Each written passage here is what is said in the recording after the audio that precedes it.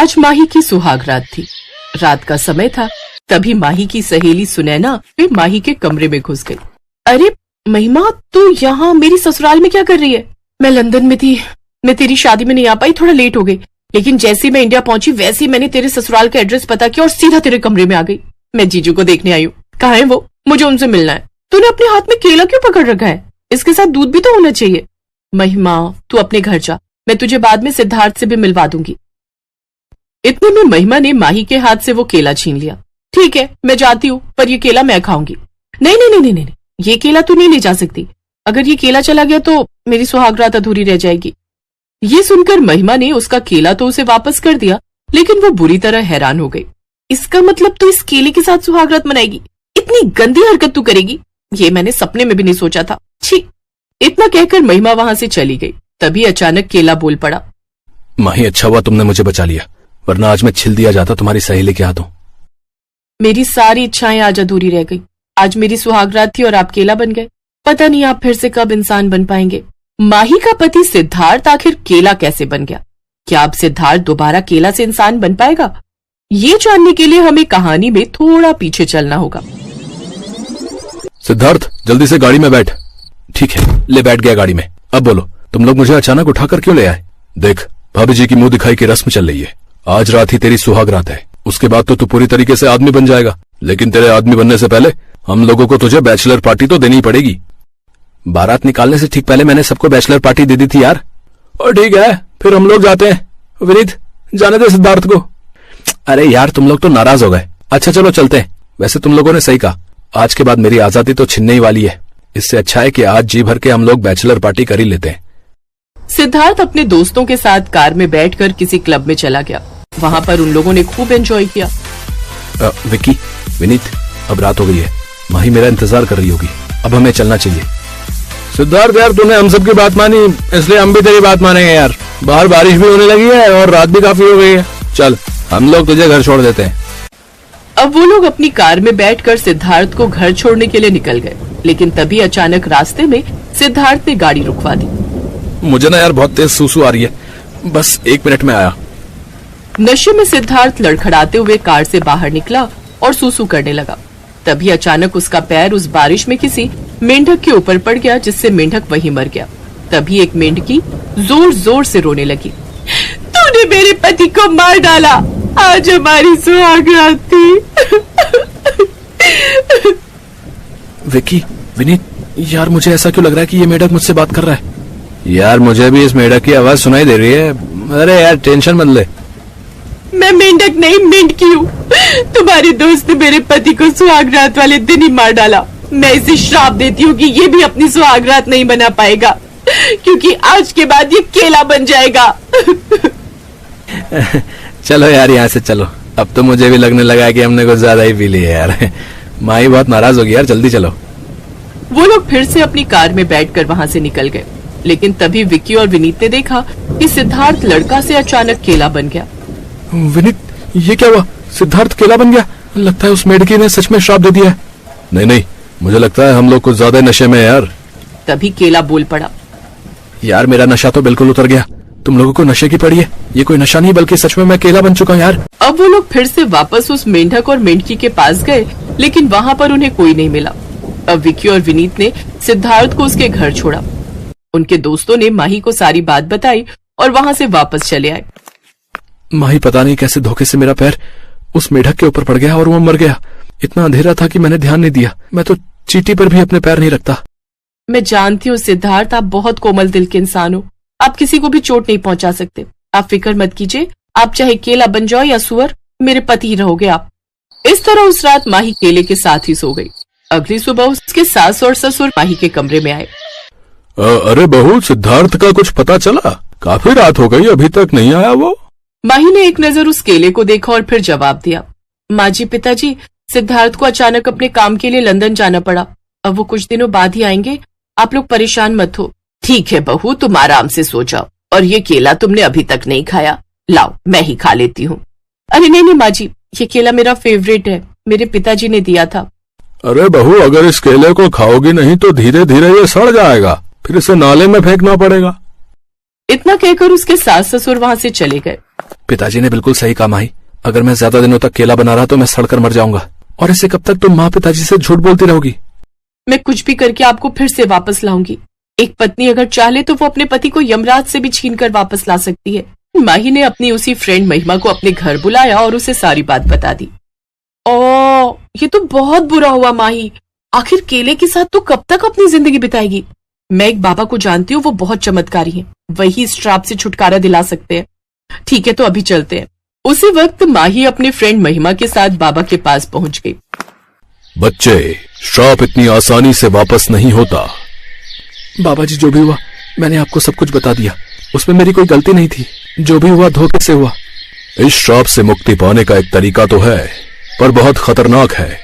हमें उसी जगह चलना पड़ेगा जहां पर सिद्धार्थ का पैर उसमें मेढक के ऊपर पड़ा था और वो मर गया था। फिर उसी जगह हमें पूजा करनी पड़ेगी। उस पूजा में तुम्हारा दायां हाथ काटकर उसकी बलि देनी होगी माही। नहीं माही, तुम ऐसा कुछ भी मत करना। मैं ऐसा जरूर करूंगी और आप मुझे नहीं रोक सकते। मैं एक हाथ से अपनी जिंदगी बिता सकती हूँ, लेकिन आपके बिना नहीं। माही ने अपने एक हाथ की बलि दे दी और सिद्धार्थ अपने असली रूप में वापस आ गया। तभी वो मेंढकी वहां पर आई। आपका प्रेम देखकर मैं ये बलि नहीं ले सकती। आपका हाथ वापस आ जाएगा। थोड़ी ही देर में माही का कटा हुआ हाथ फिर से जुड़ गया। जब एक मेंढकी का श्राप लग सकता है तो एक सच्ची पत्नी का आशीर्वाद भी लग सकता है। तुम्हारा मरा हुआ पति जिंदा हो जाएगा। थोड़ी ही देर में वो मरा हुआ मेंढक भी जिंदा हो गया। सिद्धार्थ अपनी पत्नी के साथ अपने घर गया और फाइनली सुहागरात मनाई। सुमन शाम को घर लौटी तो राजेश घर आ चुका था। बेटा ध्रुव दौड़ता हुआ मम्मी के पास आया। मम्मा, आप आज मुझे लेने स्कूल नहीं आए। मैंने आपका बहुत वेट किया। सॉरी बेटा, वो मुझे बहुत जरूरी काम आ गया था। तुमने खाना खाया? अब तक भूखा थोड़ी बैठा रहेगा। मैंने उसे खाना भी खिला दिया, दूध भी पिला दिया है। पता नहीं तुम तो कहाँ रहती हो सारा दिन। बच्चे की कोई फिक्र ही नहीं है। सुमन कमरे में चली जाती है। राजेश उससे कमरे में बात करता है। क्या बात है सुमन? क्या तुम किसी बात से परेशान हो? अगर तुम्हें कोई परेशानी है तो मुझसे कहो, शायद मैं तुम्हारी हेल्प कर सकूं। मौका अच्छा है, राजेश से कुछ पैसे ले लेती हूँ, मेरे काम आएंगे। वो मैंने तुम्हें बताया था ना, मेरी बेस्ट फ्रेंड है ज्योति। वो एक सिंगल मदर है और आजकल वो बहुत परेशान चल रही है। मैं उसी से मिलने चली गई थी। उसे पैसों की जरूरत थी तो वो मुझसे कुछ पैसे मांग रही थी। बहुत अच्छी दोस्त है, पर समझ नहीं आ रहा कि मैं उसकी मदद कैसे करूं। राजेश, क्या आप मुझे 50,000 रुपए दे सकते हो? मैं ज्योति की मदद करना चाहती हूँ। किसी समय में उसने भी मेरी बहुत मदद की थी। हाँ हाँ ठीक है, मैं कल तुम्हें बैंक से निकाल कर दे दूंगा, टेंशन मत लो। अगले दिन राजेश ने सुमन को पैसे दे दिए। राजेश को लगा कि सुमन ये पैसे अपनी सहेली ज्योति की मदद के लिए ले रही है, पर यह सच नहीं था। सुमन ने पैसे अपनी सहेली के लिए नहीं, अपने बॉयफ्रेंड सतीश के लिए मांगे थे। सुमन और सतीश की मुलाकात 6 महीने पहले एक रेस्टोरेंट में हुई थी और वहीं दोनों ने एक दूसरे से बातचीत शुरू की। उसके बाद दोनों दोस्त बने और अब सुमन सतीश के प्यार में पागल हुई बैठी थी। पिछले 6 महीने से वो दोनों लगातार एक दूसरे से मिल रहे थे। सुमन, ऐसे नहीं होगा, मेरा बर्थडे है यार, तुमने आना ही होगा। और कोई बहाना कर दो, तुम तो आराम से अपने पति को मना कर सकती हो। अच्छा ठीक है, नाराज मत हो, मैं देखती हूँ क्या करना है। चलो अब मुझे बहुत देर हो गई है, मैं चलती हूँ। सतीश के प्यार में सुमन कुछ भी करने को तैयार थी। उसे अपने परिवार की बिल्कुल भी परवाह नहीं थी। वो तो बस सतीश के बहकावे में आकर अपनी शादीशुदा जिंदगी को बर्बाद कर रही थी। सतीश का जन्मदिन था, इसलिए सुमन को राजेश से बहाना करना था।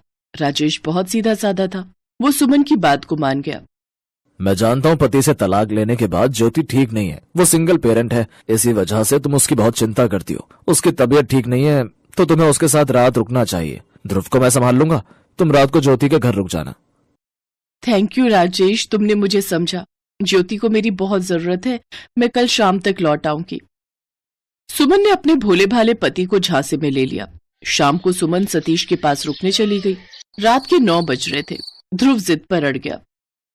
पापा, मुझे वही पेस्ट्री खानी है जो आपने मुझे उस दिन खिलाई थी, प्लीज पापा। हाँ हाँ ला रहा हूं, पर मुझे आने में थोड़ा समय लगेगा। तब तक तुम दादी जी को परेशान मत करना। हाँ बताओ, अब आधी रात में तू इसके लिए पेस्ट्री लेने जाएगा, वो भी इतनी दूर मार्केट से? माँ, अगर मैं पेस्ट्री नहीं लाया तो ये रोने लगेगा। और तुम तो जानती हो आज सुमन भी घर पर नहीं है। उसके पीछे मैं नहीं चाहता कि ध्रुव परेशान हो, और कहीं इसने जिद कर दी कि मम्मी के पास चलो तो फिर मैं नहीं संभाल पाऊंगा। इसलिए मुझे आज रात इसका पूरा ख्याल रखना होगा। चलो मैं लेकर आता हूँ। मार्केट लगभग बंद हो चुकी थी। पेस्ट्री की दुकान दूर थी। अचानक राजेश को सुनसान सड़क पर एक कार में से एक औरत की चीख सुनाई पड़ती है। राजेश उस कार के पास जाता है। वो हैरान रह जाता है। 4 लड़के उस औरत के साथ जबरदस्ती कर रहे थे। छोड़ो, क्या है? छोड़ो मुझे, प्लीज मुझे जाने दो, छोड़ दो। सुमन, अरे ये सब क्या है? सुमन, राजेश मुझे बचा लो राजेश। अरे ये तो रंग में भंग डाल गया। ये क्या, आज तो मेरा जन्मदिन है। तेरे पति को भी अभी आना था। क्या यार सतीश, पूरा मजाक किरकिरा ही हो गया। अच्छा खासा बोल रहा था होटल का एक कमरा लेते हैं और इसे वहां ले चलते हैं। पता नहीं तुझे भी हमेशा पैसे बचाने की पड़ी रहती है। तू इस पत्नी को बचाना चाहता है जो तेरी पीठ पीछे मेरे साथ इश्क लड़ा रही है। पिछले 6 महीने से हम दोनों साथ हैं और साथ होने का मतलब तो तू जानता ही है कि हमारे बीच मेरे पीछे पागल हुई बैठी है। पता है मेरे से कितना प्यार करती है। तभी तो आज मेरे जन्मदिन मनाने के लिए तुझसे झूठ बोलकर रात मेरे साथ गुजारने आ गई। अब मेरे दोस्त भी बर्थडे पार्टी में मजा लेना चाहते थे और सुमन के साथ रात गुजारने से बढ़िया मजा तो कोई हो ही नहीं सकता। मुझे माफ कर दो राजेश, मुझसे बहुत बड़ी भूल हो गई। मेरी पत्नी को छोड़ दो, मुझे तुमसे कुछ नहीं कहना। ऐसे कैसे छोड़ दें? हाथ है मुर्गी कौन छोड़ता है? मैंने कहा छोड़ दो। राजेश ने जोरदार घूंसा सतीश के मुंह पर मारा। इतनी देर में बाकी के 3 आदमी भी राजेश को पकड़ने लग गए, पर पता नहीं राजेश में उस दिन वो क्रोध था या फिर अपनी पत्नी के लिए प्यार। राजेश ने सतीश और उन लड़कों की खूब पिटाई की। कुछ ही देर में वो चारों बेहोश हो गए। राजेश सुमन को घर लेकर आ गया। अरे सुमन, तुम तो सुबह आने वाली थी। माँ, वो सुमन ने फोन किया कि ज्योति की मम्मी रहने आ गई है, तो मैंने कहा कि ध्रुव भी रात को परेशान करेगा, इसलिए फिर तुम घर ही आ जाओ। तो रास्ते से मैंने सुमन को ले लिया। चलो अब तुम भी सो जाओ माँ, रात काफी हो चुकी है। उस रात राजेश सुमन से कुछ नहीं बोला। अगले दिन जब वो सोकर उठा तो सुमन बहुत रो रही थी। राजेश मुझे माफ कर दो, मैंने बहुत बड़ी भूल की है। मैंने तुम्हारे प्यार और विश्वास को तोड़ा है, तुम्हें धोखा दिया है। तुम मुझे जो चाहे सजा दे दो। मैं जानती हूँ मैं तुम्हारे प्यार के लायक नहीं हूँ। मैंने शादी के रिश्ते का अपमान किया है। I am sorry Rajesh, I am sorry. अगर तुम कल रात नहीं आते तो ना जाने मेरा क्या होता। कैसे नहीं आता सुमन, तुम्हारे प्यार की ताकत ही मुझे उस रास्ते पर खींच कर ले गई। मेरे होते हुए मेरी सुमन को कुछ नहीं हो सकता। राजेश, तुम अभी भी मुझसे प्यार करते हो। इतना सब कुछ होने के बाद भी तुम मेरी फिक्र कर रहे हो, पर मैं तुम्हारे प्यार को नहीं समझ पाई।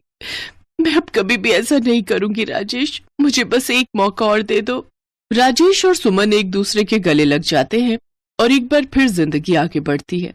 अब सुमन ने अपने आप को बदल लिया था। सुमन ध्रुव को लेने स्कूल गई तो रास्ते में उसे सतीश मिला, पर सुमन ने उसकी तरफ देखा तक नहीं। सतीश भी समझ गया था कि सुमन उस जैसे घटिया आदमी के नकली चेहरे को पहचान चुकी है, और जब इंसान खुद सही होता है तो सामने वाले की मजाल भी नहीं होती कि वो उसे कुछ कह पाए। सुमन को अपनी गलती का एहसास था। वो जानती थी कि राजेश और उसका परिवार ही उसके लिए सब कुछ है और उसकी असली खुशी उसके परिवार के बीच है।